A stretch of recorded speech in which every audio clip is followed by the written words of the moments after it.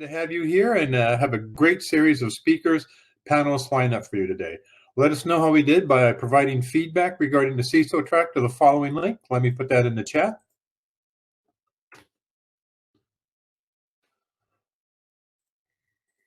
Please note that all audio and visual privileges are not enabled during the talk. We ask that you use the chat to ask questions, and we'll have time for that at the end of the presenter's talk, and these will be addressed. If time permits, we will later take requests to speak with a speaker by using the raise hand feature. Our first speaker today is Scott Stanton. Scott, who will share precious and hard-to-find career advice, starting from landing your first job to maturing your cybersecurity career. Scott brings both a wealth of technical experience while working as staff at Scientific Atlanta, Coca-Cola, and General Electric, and in leadership positions at Cisco, Halyard Health, and Owens & Miners. We deeply appreciate Scott taking his time out of his busy schedule to share with his knowledge and experience today. Scott, the floor is yours. Thanks, Ray. Give me a moment here while I get my screen shared.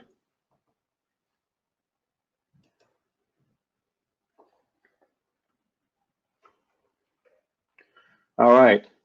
Good morning, B-Sides Tampa. Pleased to be the first speaker of the day here. So bear with me. This is the first time on this platform. But I'm excited to speak a little bit today about cybersecurity tracks, careers.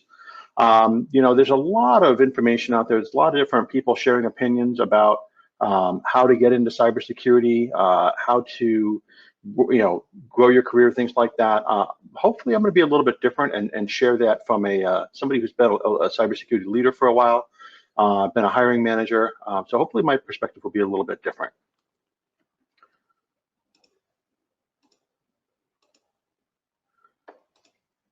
So today we're going to cover a lot of information. We have about 30 minutes to do that. And so we'll cover the various types of cybersecurity career tracks that are available in the cybersecurity industry. We'll talk about how to enter the cybersecurity industry if you're not currently working in cybersecurity. We'll discuss degrees and certifications a little bit. We'll talk about how to progress your career, what that actual career progression should look like in cybersecurity. We will talk a little bit about improving your effectiveness. So if you're already in cybersecurity, how can you grow and improve?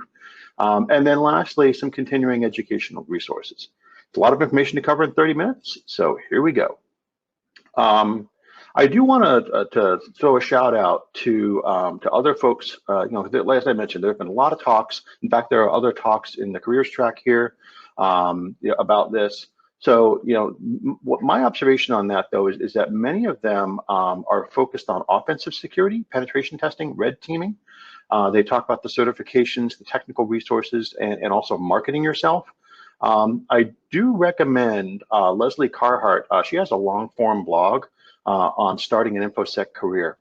You'll notice I've got a QR code on the screen. Hopefully you can take a picture and scan that. That's a link to her article. I do have a couple of other QR codes embedded in this presentation, so feel free to grab your camera and take a snapshot of those if you're interested.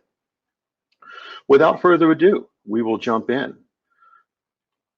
So there are a number of different security tracks that we're going to discuss. I'm actually going to approach this from a holistic cybersecurity industry perspective. And I'm going to break it down into defenders, that's people who are protecting an organization, assessors, and also researchers. So as I mentioned, defenders, their job is to protect an organization's information, assets, or technology. And there are several different career tracks within the defenders that you can consider. There's the area around organizational policies, standards, procedures, documentation, governance. In other words, how do we influence? That's a skill set all into itself. There's a career track around design and implementation of security controls and capabilities. So, whether you're in engineering or architecture, things like that. There are tracks in what's known as the traditional security operations. So when most people think of the security operations center, it's the big room with lots of screens, people looking for security alerts and events and figuring out when things get broken. But this also includes elements where, inside an organization that you're supporting your end users. So for example, getting accounts created for people, granting access for people in the identity and access management space, granting access to shared folders. We're helping users reset passwords. All of that, anytime you're helping a user or helping a customer, that also is going to fall into the security operations area. Cybersecurity wouldn't be complete without products and services. It's a fairly shrunken picture that I'm sharing here, but this is the cybersecurity landscape from Momentum. And it shows all the different domains and all the different vendors, the QR code to the link, and that's actually a 2019 map that they put out. But it's an interesting reference just to know how broad and how large that cybersecurity industry is. We also have industry associations. So there are lots of organizations out there that are hiring, that are trying to evangelize cybersecurity, to share information between practitioners, between organizations. So we have the information security analysis centers for different industries, various forums, things like that. And last but not least, we have insurance. So cyber insurance is becoming a huge industry. And there are definitely careers in cyber insurance, whether you're talking about actuarial, risk assessment, or other components of the cybersecurity insurance space. We'll move on and talk a little bit about assessors. So what is it? What are the assessors career tracks? So first of all, assessors are responsible for measuring and assessing an organization's posture, compliance, risks, vulnerabilities, or threats. There's a lot of different ways we do that. So first of all, we have security assurance attestation. So if you are a service provider, you need someone to come in and document for your customers that you are in fact following some security processes, you have that documented, you do it, things like that.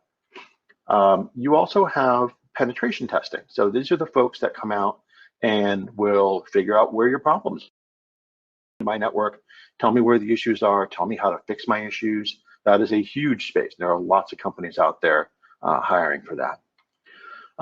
There is a broader risk assessment area where you take into consideration not just the technical threats that are found through penetration testing, but also looking at the impact that those risks, those vulnerabilities have on the organization. And I consider this to be a broader domain than just penetration testing, because it looks at the business impact of the threats and the risks that are presented by other areas.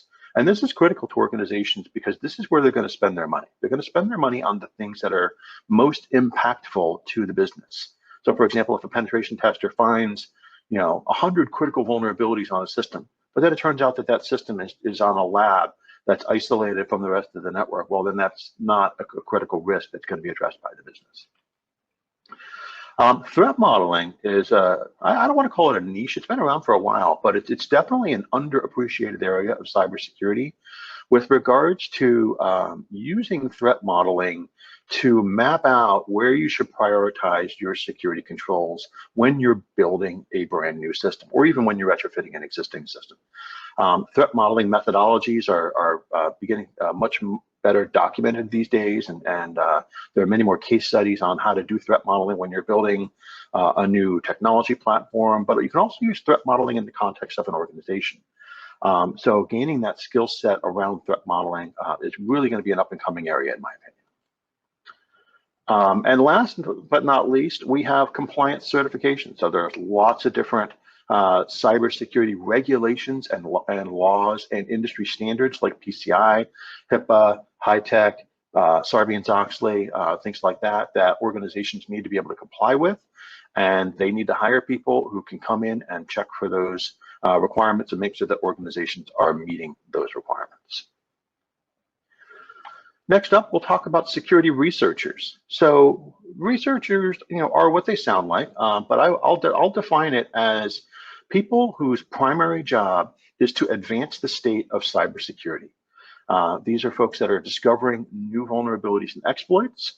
They could also be analyzing how vulnerabilities are exploited by threat actors and sharing that information, finding out or helping organizations protect themselves. So there are lots of companies out there that are doing research commercially. So for example, Symantec. There's also platforms by which you can join to, and companies will go, like BugCrowd, to hire ad hoc researchers for bug bounties and other mechanisms by which you can help an organization find their issues. Of course, there's lots of individuals as well that are gaining their own, I don't want to call it notoriety, but fame by finding lots of vulnerabilities out there and finding brand new types of attacks. So one example, normally if I'm in a room and I'm doing this, I kind of give have folks raise their hand and say, do you know who this is? But we can't do that so much in a virtual format. This is Marcus Hutchins. So he's kind of famous or infamous for being the one who reverse engineered the WannaCry malware or ransomware back in 2016 or so. And he found the kill switch to that ransomware and basically saved the internet from the WannaCry ransomware. We also have Tavis Ormandy as an example. So Tavis has been doing cybersecurity research for well over a decade, maybe even 2 decades at this point. Found tons and tons of vulnerabilities in various products. Found brand new classes of attacks, and he has since joined Google Project Zero. I believe he's still there, but very well renowned researcher. And no list of cybersecurity researcher or investigative individuals wouldn't be complete without Brian Krebs. I kind of qualify him into the researchers area, not so much because he's a technical researcher, but he is a very good cyber underground and data breach reporter with some technical chops and friends in low places that help him research the state of the art. What are the threat actors doing? What is the cyber underground and the dark web and the criminal forums and what are they doing? So definitely a lot of opportunity in this space for folks like that. So with that, how the heck do we enter the cybersecurity industry? I want to point out, but this section that I'm going to talk about is going to be focused on the defender's career track, the first one that I mentioned earlier. Number one, because that's what I do, and that's what I've been doing for the last 20 years. But number two, because that's where most of the jobs are. Roughly speaking, at least 5 to 1, you're going to have defenders job positions, more so than those other 2 domains that I mentioned. If the assessments and research tracks are of interest to you, definitely think about the remaining presentation from that context. It'll certainly be applicable. So with that said, you can start a cybersecurity career from just about any background, but technical careers, those that I mentioned earlier, will require a technical background. You can get a degree in cybersecurity. Those are definitely out there. We'll talk a little bit more about that later. But the traditional approach to entering the cybersecurity industry is first to get a job in technology and then pivot into security. One thing I stress, and I can't stress enough, is that security is not a career unto itself. Security is an aspect of every other technology that's out there. So for example, if you are a software developer, and you can then learn what is software security. You can also learn about malware and Windows internals or Linux internals, other platform internals, and really focus on the security in those areas. Similarly, if you're a network administrator, you can learn all about network security and VPNs and firewalls and IPSs and things like that. If you're an application administrator, for example, like an Active Directory, then you can pivot into identity and access. If you do desktop support, then you can. There are several event vectors from desktop support, whether it's endpoint security, Active Directory, users and group management, or even digital forensics if you're dealing with a lot of incidents on that space. So, how exactly do you pivot? So let's just dive into that a little bit deeper. Number one is, as I mentioned before, learn the technology and then learn what security is for that technology. This is a lot of reading the manual in many cases. So if you're not adverse to reading, you are going to learn a ton by reading the manual. But critically, focus on learning the security features, policy options, what is default versus what is secure for that system, and if the vendor or the platform has any recommended security settings. And really just learn that up and down. Ultimately, too, you've got to take into consideration past or known vulnerabilities in the technology. So if you Google, vulnerabilities in, Windows or whatever, then you'll find, of course, lots of stuff, but you'll see trends as well, right? So, for example, let's say WordPress, for website hosting, it has had tons of vulnerabilities over the years. It's gotten better. But then you start to look at the plugins and other components, then you can really see where the trends are, what are the risks related and where you can focus learning about security for that area.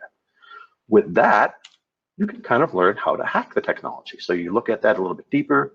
You again, kind of read the manual, read the details. You can then learn how to break or hack what is a default configuration or a not so secure configuration. And then, of course, you learn how to protect, again, that you've figured out. There are a lot of free resources out there that will help you with some of these areas, depending on the domain you're interested in. So SANS, Center for Internet Security, Open Web Application Security Project, and then a couple of other sites like AD Security, if you're interested in Active Directory, lots of opportunity in that space. Swift on Security has decentsecurity.com, a fantastic resource over there. And if you're already in IT or in an organization with IT, seek out project opportunities. So even if you're not in IT, but you're in some kind of a functional area and you use your computer every day for your job, seek out project opportunities where you can get involved with IT, get involved with the security team in your organization, or just take the initiative if you don't have a security organization. For example, let's say you're doing desktop support. And you don't have a dedicated security team or person, then learn all about group policy, learn all about, endpoint protections and logging and auditing and finding out, where the issues are in your environment, things like that. One question I get a lot is, well, I'm super interested in cybersecurity because it's a growing area, but I'm not super technical. What do I do now? Well, the bottom line is you still do need to learn security fundamentals and concepts. But there are a ton of jobs out there if you're not technical.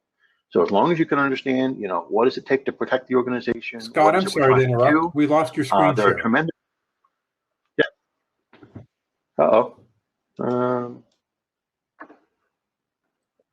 Well, let's see. Thank you.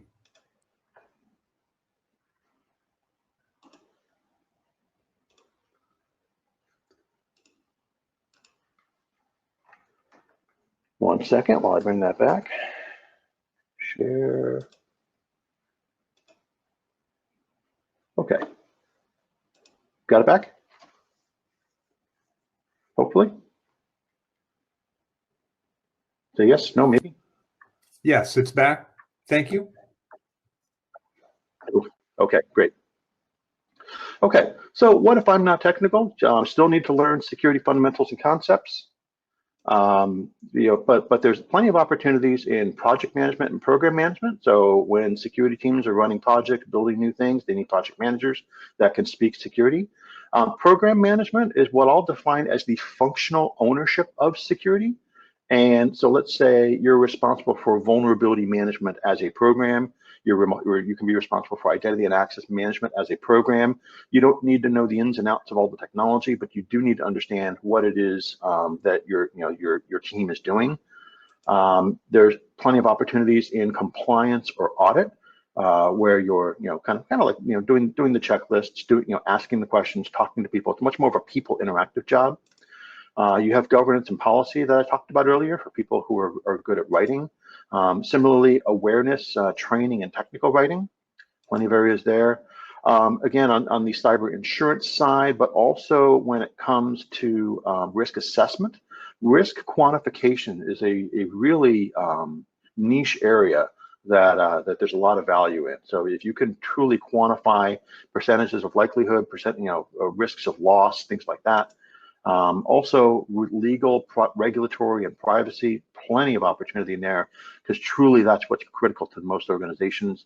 And last but not least, sales and marketing. All right, so I'll talk for a moment about degrees and certifications. So why are college degrees worthwhile? Why are they required? So bachelor's degrees are generally required by HR in most organizations for professional jobs. They don't qualify you for the job in most cases, but they prove to the company that you can commit to a long-term goal and achieve it.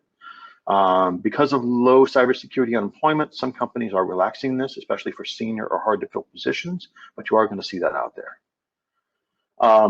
Cybersecurity degrees are all unique. What's interesting is some are glorified Metasploit and vulnerability scanning certifications, but others are much deeper, so it depends entirely on the institution. So if you're considering a cybersecurity degree, really look at the curriculum and really look at what you're going to take away before you dive into that. And I'll mention too that cybersecurity degrees are often not a substitute for a few years of technical hands-on sysadmin or developer experience. So within the security industry, there are a wide range of opinions about certifications. While many of them prove that you can just take a test, those with a practical component are universally highly regarded.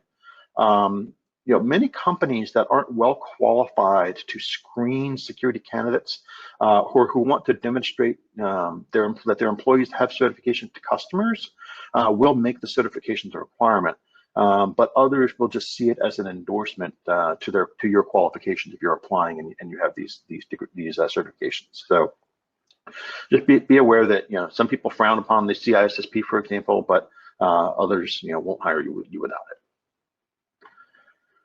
So let's talk a little bit about what career progression should look like in cybersecurity. And one of the way I'm going to describe this is relative to the depth and the width of your expertise. The depth being how well you know that particular thing, and the width being how many things do you know. So we'll jump into what I'll kind of refer to as the operator or the level 1 role. So this is from the depth and width perspective, this is a narrow and shallow amount of experience. So this is a technical support role, kind of limited to the organization provides you with documentation, scripts to follow, little to no creative flexibility in this role. This is going to be an entry-level role. Once you get a little bit more knowledge for level 2 operations lead, this is going to be a little bit wider, but still shallow. But so you're going to sort of be an escalation point for what the level 1 staff can't resolve.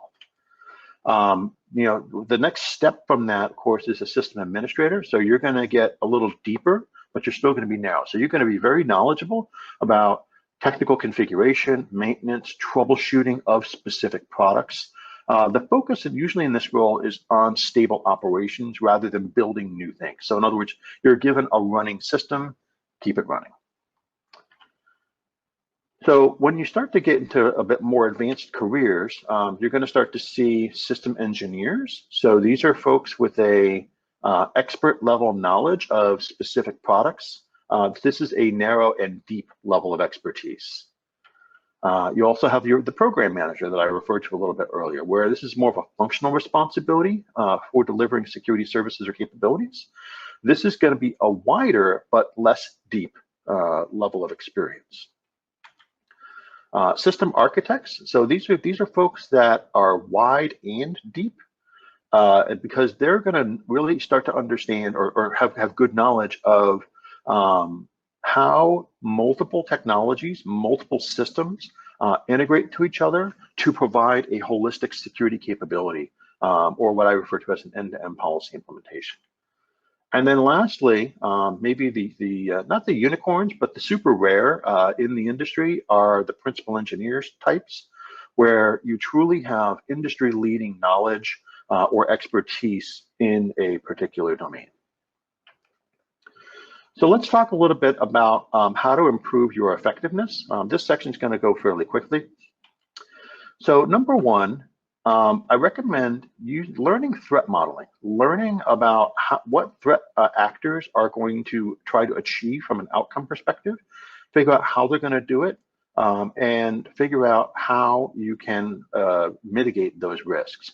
You can look at it from the different types of threats that are out there. Those are the opportunistic threats, the folks that are just scanning the internet for issues. Look at it from an organized crime perspective, insider threat, nation states, not so much you can do about them, but also competitors.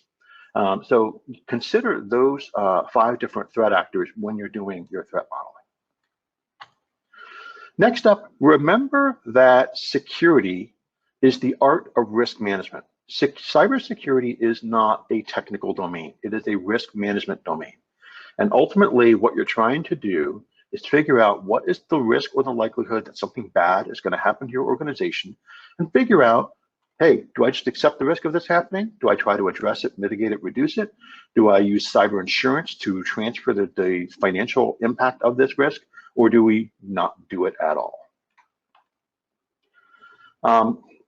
The end-to-end view is what I refer to, or what I kind of call the looking at the holistic issue of the problem that you're trying to solve. Look at it beyond just a tool or a technical issue. So what is the problem you're trying to solve? How can you prevent it from happening again? How can you be sure? And how can you help others? So the example I have here is how would you respond to a malware infection? There's lots of different ways, depending on your level of expertise. Do you just wipe it and move on? Do you do some analysis? Do you submit it to the vendor? I mean, there's no right answer here, but again, look at it from the holistic perspective. The other thing I'll mention is that sharing your vision. If you have an idea of how something should be, or realize you have opportunities in your organization, make sure that you have a vision and you articulate it. So, learn good ways of communicating, whether it's Visio, PowerPoint, Word. Share with your peers, your leadership. Don't assume that constraints you find are always by design. A lot of times the person that came before you didn't realize there was a better way to do it, and they just built a constraint into the process, and that's just the way it's always been. And of course, as I mentioned, speak up when you see opportunity. Next up, it's critical in cybersecurity to think like an adversary. Critically speaking, why will this work? Why will this not work? And how would an adversary respond? So anytime you've got a system, a control that you're defending with, think about it like, well, what could break my control? And what would I do if I was an adversary and I was trying to get around this roadblock? How would I do that? Another thing I would focus on is how do you actually analyze your environment, the problems that you run into on a day-to-day basis. And I'm going to describe this as a progression of how you should think about things. So first of all, if you're just kind of learning something, getting into the current environment, learning what you have, you're going to ask yourself, well, how is it done today? How do we do antivirus? How do we do firewalls? How do we do identity and access management? How do we do incident response? How do we do penetration testing? Whatever it might be. Ask yourself the question, what are we functionally trying to achieve? What is the goal? What is the outcome? Not just the technical outcome, but the business objective. What is the question we're trying to answer? Ask yourself, what are the gaps based on your knowledge of cybersecurity? What are the gaps in the current approach? And this might involve rethinking about what the factors are to consider in the current approach. So again, what are the options available to you? What are the things you're trying to achieve? Which leads you to then, how should it be done versus how it is done today? And this is really how you can create that vision that I was referring to earlier, and start to articulate that, share that, gain more visibility for yourself, and so on. Okay, coming up towards the end here. Lastly, so we'll talk a little bit about continuing education opportunities. So number one, definitely recommend that you advance your threat models. And a good example of advancing your threat models is going to technical events where you learn, what are the threat researchers doing these days? What are the new types of hacks? What are the new attacks? What are the new techniques? Learning more about things like business email compromise and phishing, and what's different today than 3 or 5 years ago. Learn what is state of the art. So what state of the art is today isn't what it was 3 or 5 years ago. If you are somebody who uses a lot of technical tools regularly, improve that toolbox, right? Keep it up to date. You can't be using the same tools that, in 2021 as you were in 2015 if you've been in this industry for a while. Of course, keep up with industry news and learn those new threat mitigations. So how are you going to do these things? So number one, I love security social media. Twitter is, to me, I've been on Twitter for not quite a decade now, but quite a while. I have a whopping 200 or so followers. But on a daily basis, I get more information from Twitter than I do from every other source of information combined. Of course, there are also podcasts, Slack and Discord channels, LinkedIn groups, plenty of opportunities out there for cybersecurity social media. One thing I will caution you on, if you are not in cybersecurity social media, beware of the echo chamber. That is to say, you're following a few people who all have the same opinions, or who bounce their opinions off each other, and it seems to be that everybody that you follow has the same opinion about something. That is the echo chamber. Avoid the echo chamber. Look for diverse opinions. Consider diverse opinions. So it doesn't mean they have to be right, but consider them and just look for other opinions other than what you hear in the echo chamber. I definitely recommend attending vendor events and conferences, but be careful. Take their promises and vision with a grain of salt. Of course, they're trying to sell you something, but it is a great way to learn what's out there from the industry perspective. Attend vendor-sponsored learning and networking events. Attend industry and community events and conferences like this one, B-Sides Tampa, or other B-Sides that are out there, ISSA, OWASP chapter meetings, local DEF CON groups, things like that. And last but not least, paid conferences and paid technical trainings. That concludes my speak talk today. This is a QR code to my deck on SlideShare if you are interested. And with that, I will turn it over for Q&A. Scott, thank you for your sage advice. I know some people say, "There's just, where do I start?" It's overwhelming. I don't know which field to get into. I don't know what opportunities exist. I've never been exposed to it. So your information is greatly appreciated. I know I get asked that question, and having access to your slide deck, thank you. So that was one of the questions that came up in Q&A. Will the slides be available? So yes, Scott, thank you for sharing those. Another question is, are these sessions recorded? Yes, they're recorded and they'll be available. So now we'll get down to the real questions that people want to know about. Scott, how did you get started in cybersecurity? Well, so I got a degree in computer science over 20 years ago, and I've been using computers probably since I was in high school. So I've always loved being a computer person. I took my first computer apart about 10 hours after I bought it. So I've always been a tinkerer. So I started out, I was able to, I learned programming in high school, took some, basic programming script, courses, got my degree in computer science. So I was programmer by trade, but then I realized I hated programming. And so I had the opportunity while I was in college to help administer the local, the computer science department lab. And at that time, Linux was coming out. I'm dating myself here, but this is late 90s. Linux came out, so I was learning Linux on my own at home. So I learned my way around Unix and Linux. This is Solaris and SunOS back in the day. But that helped me pivot into becoming a Unix system administrator. So I became a system administrator in the HP UX and Solaris space for a few years. Then the .com boom happened in the late 90s. I was working for an ISP out of college in my hometown. I started out doing tech support there. That was my first paid job. Sorry, this is prior to system administrator. Sorry, I'm rewinding.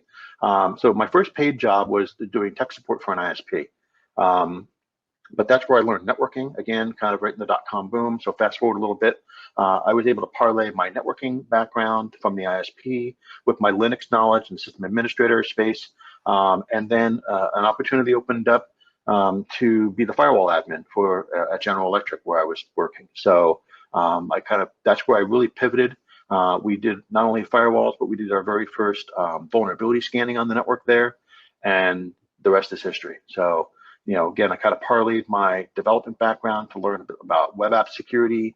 And so my personal career has spanned everything from network security, Windows, Linux, storage security, applications, secure application development, penetration testing, incident response.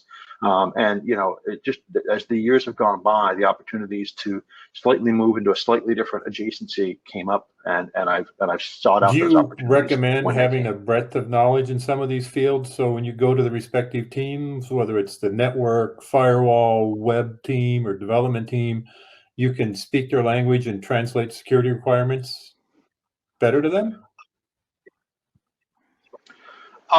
It definitely helps, right? So most of the time, security practitioners are siloed, right? Because they know, like, for example, let's say you're a network engineer, network administrator, and you pivot into security.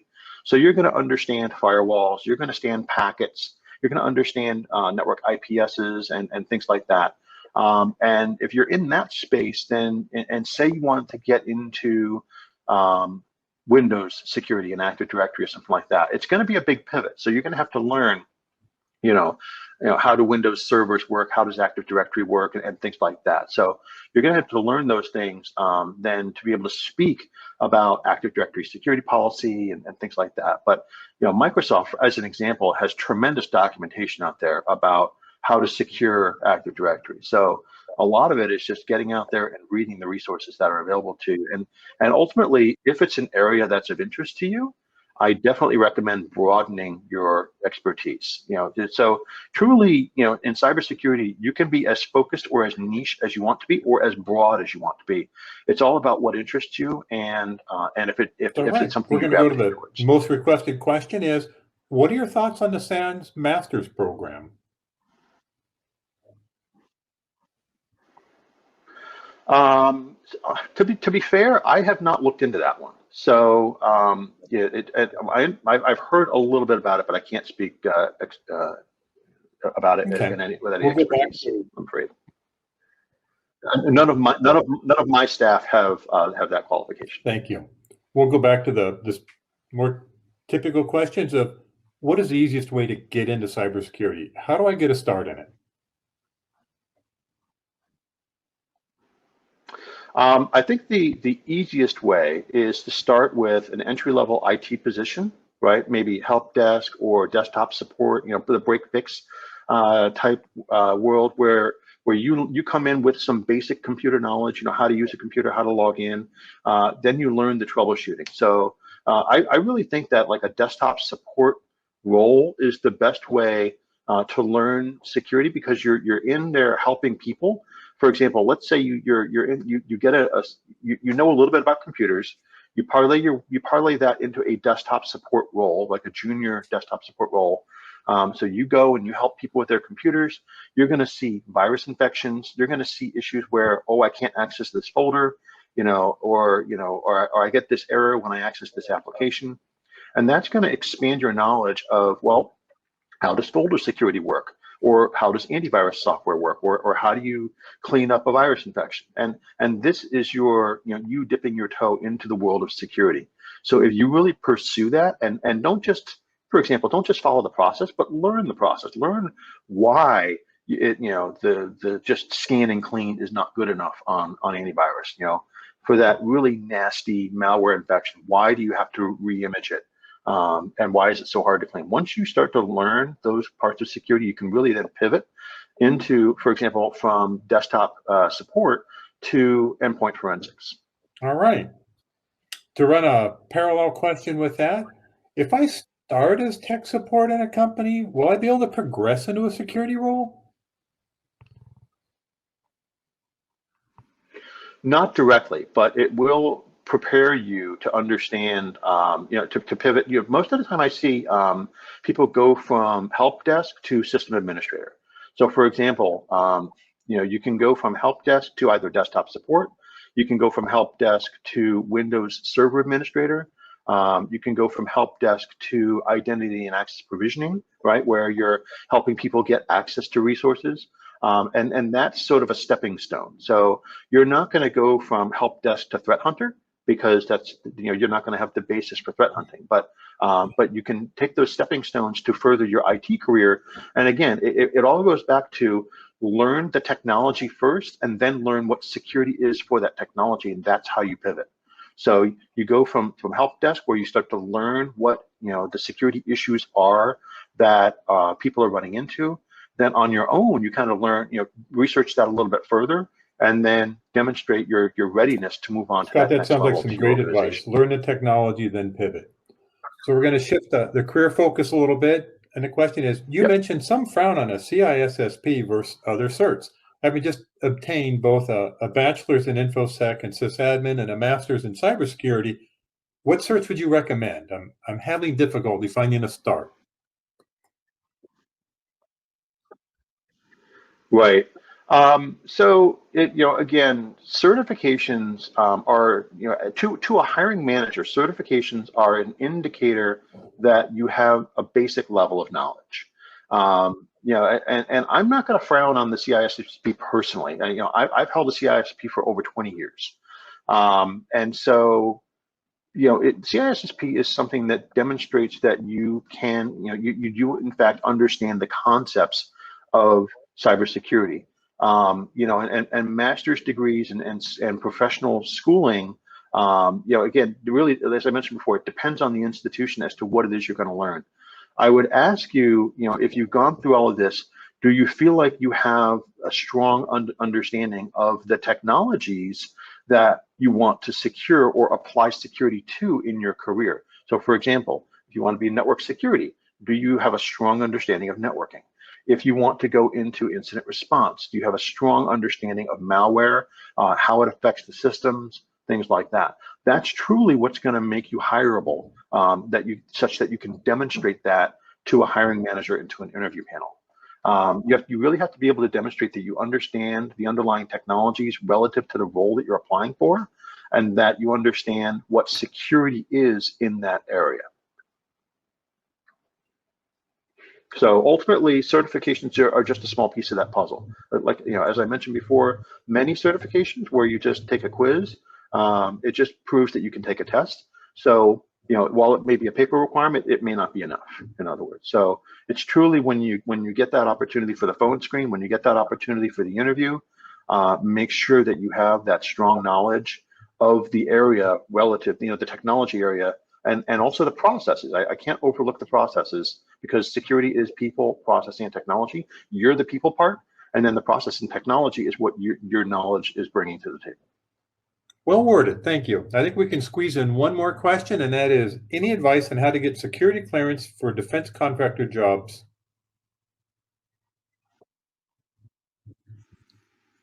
I have no advice. I do not hold a security Scott, clearance. once again, thank you for B-Sides. It was a pleasure to have you speak and very informative. I hope you enjoy the rest of the day. And to the rest of our participants, please, if you have any suggestions on how we can improve this, use the link below to provide them to us. And thank you for attending, and enjoy the rest of the presentations. Okay, thanks for attending, folks. Appreciate it. Thanks for having me.